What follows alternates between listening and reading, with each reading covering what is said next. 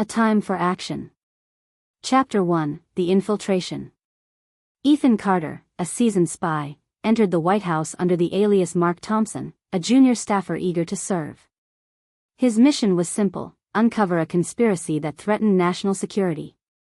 Posing as Mark, he quickly became a fixture in the background, unnoticed and unremarkable, which was exactly what he needed. Ethan's real target was the Eagle, a high-ranking official rumored to be at the center of a covert operation. The Eagle was notoriously secretive, surrounded by layers of security. Ethan knew that getting close would be no easy task, but he was patient and methodical.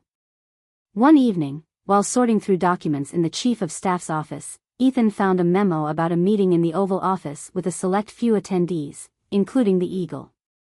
This was the break he'd been waiting for. Ethan carefully copied the memo, knowing this was his chance to gather the evidence needed to expose the Eagle. But with opportunity came risk. The White House was a fortress of security, and one misstep could mean the end of everything. He had to find a way into that meeting without arousing suspicion. It was a high-stakes game, and Ethan was determined to win, but he knew the path ahead was fraught with danger. Chapter 2: The Perfect Cover. Ethan needed someone to unwittingly help him get into the Eagle's meeting, and his eyes landed on Emily Carter, an administrative assistant responsible for organizing meetings.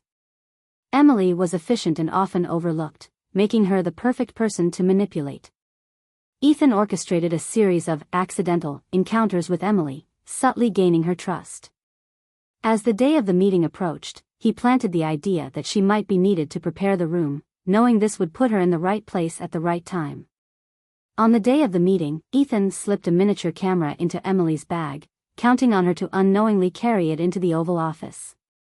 His plan was set, but things quickly took a turn when a Secret Service agent asked Emily to stay for the meeting to take additional notes. Ethan's heart raced as he realized the risk. If Emily discovered the device, everything would fall apart. He needed to act quickly, but how could he intervene without exposing himself? The situation was spiraling out of control, and Ethan knew he had to think fast. Chapter 3: The Tense Operation. Ethan watched from a distance, tension knotting his stomach as the meeting began. The camera hidden in Emily's bag transmitted the live feed to his secure location, and he could see the Eagle, calm and composed, discussing matters that could destabilize the country. But Emily, unaware of the device, moved her bag to the floor, obscuring the view. Ethan silently cursed. He needed a clear recording. The minutes dragged by as he debated his options. He couldn't risk contacting Emily directly, but he needed to get that bag back on the table. Just as he was about to give up hope, an opportunity presented itself. The Eagle requested some documents, and Emily, in her usual efficient manner, retrieved them from her bag. As she did, the camera's view was restored, capturing critical moments of the conversation. Ethan's relief was short-lived.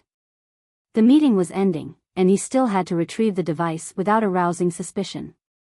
He quickly devised a plan, but it required perfect timing and a bit of luck. As the officials began to leave, Ethan sent a carefully timed message to Emily, posing as a supervisor asking for her help with an urgent task elsewhere. She hurriedly left, forgetting her bag in the room, exactly as Ethan had hoped. Chapter 4: The Escape Plan. With the meeting over and Emily gone, Ethan had a narrow window to retrieve the camera. He made his way to the Oval Office, blending in with the remaining staff as they cleaned up. His heart pounded as he entered, his eyes scanning the room for the bag. Luck was on his side. The bag was still there, unnoticed in the corner. He casually walked over, pretending to organize some papers, and slipped the camera into his pocket. The operation had gone off without a hitch, almost too smoothly, Ethan thought. As he left the office, Ethan felt a wave of relief. But he knew better than to relax. The hardest part was still ahead, analyzing the footage and getting it to his handler, Raven, without detection. Ethan returned to his quarters and reviewed the footage, his heart pounding as he watched the Eagle discuss the secret operation in detail. This was the evidence he needed, proof that could bring down one of the most powerful men in the government. He sent the encrypted file to Raven, knowing that once it was decoded, the next phase of the mission would begin. But as he prepared to rest, a gnawing feeling told him that his success had not gone unnoticed. Chapter 5: The Unraveling. The next day, Ethan noticed subtle changes in the atmosphere at the White House. Security seemed tighter, and there were more whispered conversations in the halls. He couldn't shake the feeling that someone was onto him. He maintained his cover, but his senses were on high alert. That evening, as he prepared to send another report to Raven, he received an unexpected message: abort mission. You've been compromised. Ethan's blood ran cold. He had been so careful, so precise. How could they have found out?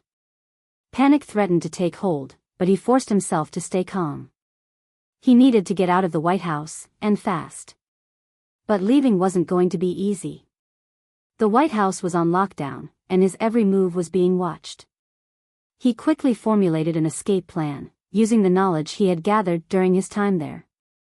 There were hidden passages and blind spots in the security system. If he could reach them, he might just make it out alive. Ethan packed a few essentials and made his way to the exit, his heart pounding in his chest. The corridors were eerily quiet as he moved through them, every sound amplified by his fear. He was running out of time. Chapter 6: The Final Move. Ethan's escape route took him through a series of back corridors and service tunnels, areas where his presence wouldn't immediately raise alarms. He kept his pace steady, avoiding eye contact with the occasional staffer. As he neared the exit, he encountered a security checkpoint he hadn't anticipated. 2 guards stood watch, and Ethan knew he couldn't bluff his way past them. His only option was a risky one: he had to create a diversion. He spotted a fire alarm on the wall and pulled it, setting off a shrill siren that echoed through the halls. The guards immediately sprang into action, leaving their post to investigate the commotion. Ethan took advantage of the chaos, slipping past the checkpoint and out of the building. Once outside, he blended into the crowd of evacuees, his heart racing as he moved further away from the White House.